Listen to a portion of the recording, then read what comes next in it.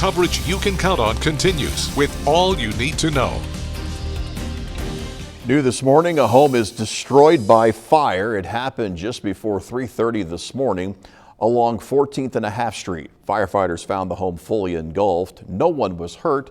The cause remains under investigation.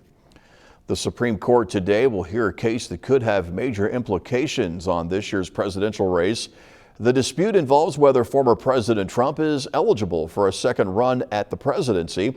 That's because of his conduct surrounding the January 6th assault on the U.S. Capitol. Pico County's election board has decided not to allow a video broadcast of the tabulation room. The board had hoped that would cut down the number of people in the tabulation room. But then members didn't believe that would change, and since the broadcast would require extra work for little payoff, they decided it would not be effective. Another previously approved change is also being rolled back. Ballot inspectors will not be required to have 1 year of polling experience. Indiana code does not allow counties to add extra qualifications to the position. There are concerns about Indiana State University's physician assistant program, which is now on probation.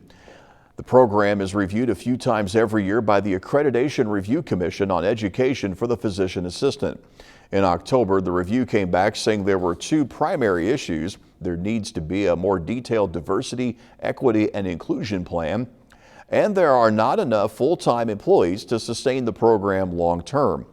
These issues have prevented students from enrolling in the next term, which began back in January. Current students will not be affected by the change. ISU now awaits a response from the agency on some of the changes it's trying to make.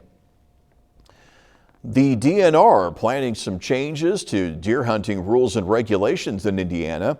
The goal is to make hunting rules simpler for new or inexperienced hunters.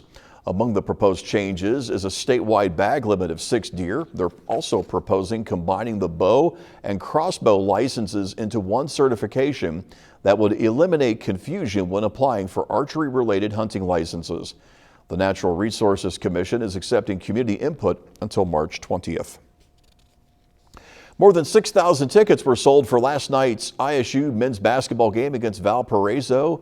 The Sycamores won easily 101-61. ISU has not been to the NCAA tournament since 2011. In order to do that, they'll have to be eligible for postseason play and win their conference tournament, which is called Arch Madness. That's taking place March 7th through the 10th. And if that happens, the team will get an automatic bid to the NCAA tournament, which begins on March 19th. ISU will play once again this Saturday at Missouri State.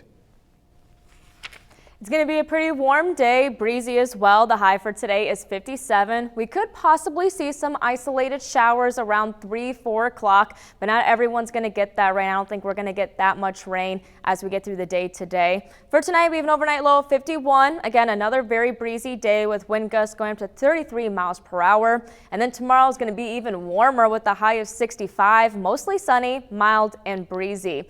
And taking a look at your 7-day forecast here, we're going to be sunny on Friday, and then we could possibly see some rain Friday night going into Saturday morning. By the time we hit Sunday, we're going to be in the mid-40s, getting in some of the cooler air. And then we could possibly see the mix of rain and snow on Monday. Snow.